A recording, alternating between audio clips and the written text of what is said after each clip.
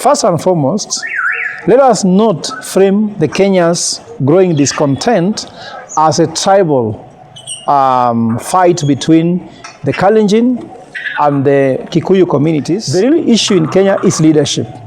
William Ruto has failed not because he's a Kalenjin.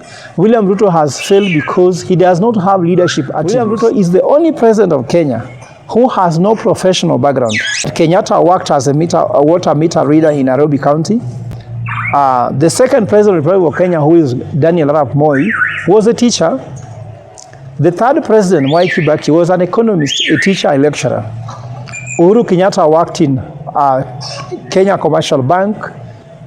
William Ruto's first job was Youth for Kanu 92 and then MP. Lack of leadership has led to a broken healthcare system, which does not connect to job creation that has brought the largest youth unemployment in the history of Kenya, and is growing very fast.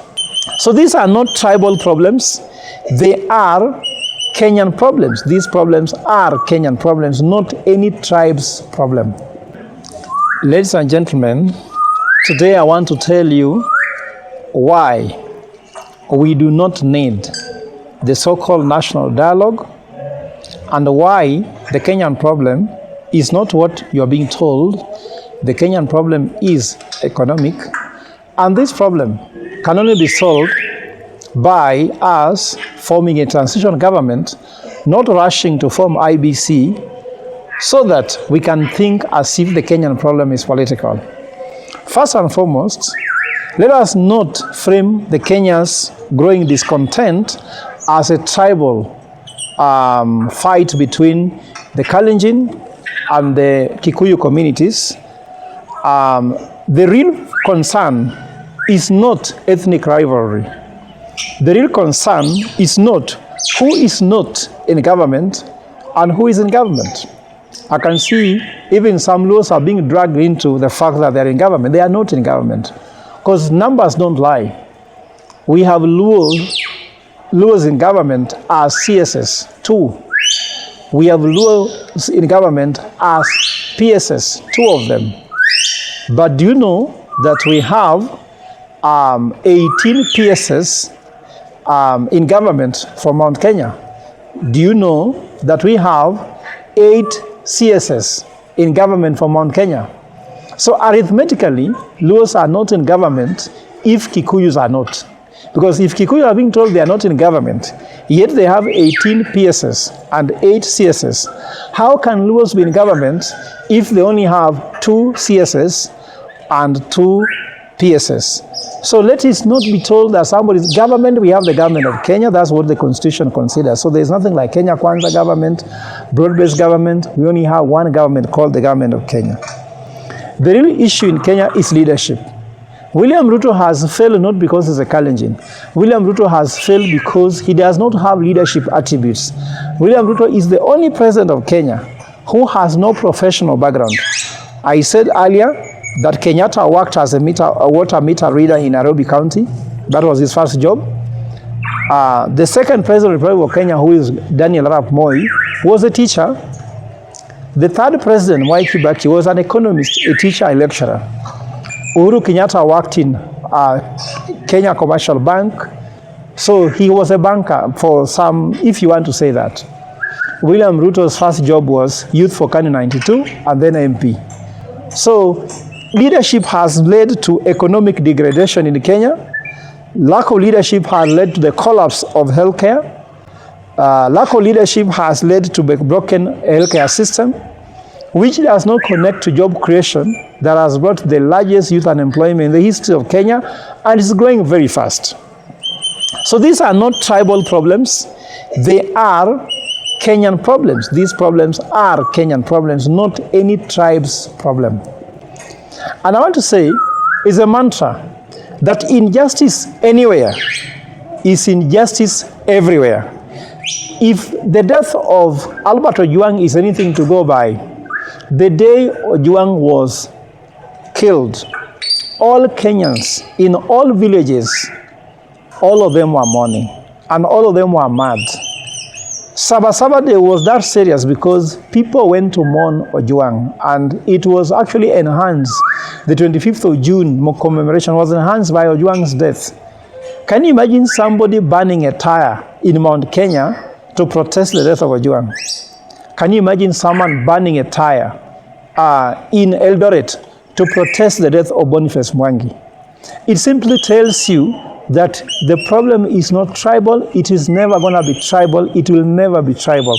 The problem is Kenyan, and injustice to any Kenyan is injustice to all Kenyans, because you just don't know when it will actually affect your family directly. A bullet will come knocking to you. Now they are saying they'll shoot your leg. This leg, the bullet does not know that this tribe, the bullet should not hit their leg. The bullet will hit all of them. So someone is not supposed to mislead you. So there is no need for dialogue on those issues. The Kenyan problem is leadership. So long as we have the leadership that is clueless, is incompetent, grossly corrupt, there is no need of dialogue with someone who will not be able to implement anything in dialogue. There have been so many dialogue. An article. What happened? There are so many things that Ruto has given as a report, even for education, medical healthcare. Every report has been given to him, never taken. So it's a leadership issue. A president that cannot listen to Kenyans. We want a shepherd leadership. Someone who can actually listen to Kenyans, like Jesus says in the parable of the shepherd, that the shepherd needs to know you. You need to know your shepherd. You need to know their voice. You need to know their smell. They need to know your smell. And you can't know someone without listening to them. So you see, if you want to know the president does not care, they are calling for dialogue, they are calling for conclave, yet they rush to swear in IBC. What if the constitution or reconstitution of IBC is one of the elements in the dialogue? I'd say it clearly that we need national transition government to oversee this problem we are having. Ruto cannot lead us through an election. Whether they are in broad-based government with ODM or not, they cannot, because they lack integrity. Like we have a broad-based IBC.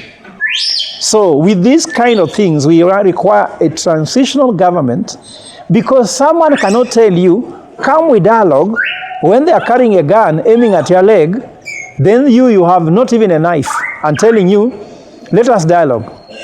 Dialogue needs equal playing field, needs some level of equality. So this dialogue can only be carried upon when we have a transition government that is neutral. And this transition government should come in to hold Kenya in trust for 2.5 years. After that, we can have an election. And William Ruto is allowed to contest again, but we are asking him to take a cool-off period of 2.5 years. We call it let it breathe. There's a song said, when love hurts, it won't work. So the love that Ruto thinks he has with Kenya is not working. Let it breathe. Just breathe. Let somebody come in and put system in place, ensure there's the right IBC which is not compromised, ensure that unites Kenya back so that we go to an election. When there's no shouting like one term, half term, we go through an election when it is neutral through a transition government. For the sake of the peace of this country, I warn you, please, let's all call for this transition government that will allow Ruto to come back through an election. He has lost the social license to rule Kenya. The only thing to do is to go back for it and get it back from the people. Because if I are saying no more, they have said Ruto must go.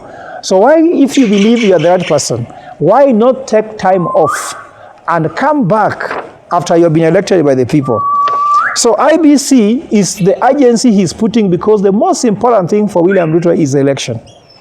That's why we need the transitional government that is neutral to help guide us through Kenyans. And I believe that if we take this advice, it's not against the president.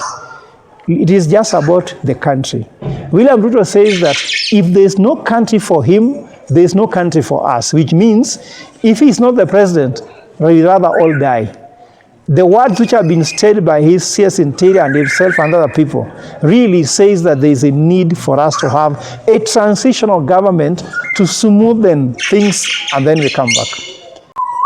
Thank you very much. God bless you. God bless Kenya. Let us be patriotic. Tuwe wazalendo milele. Asante.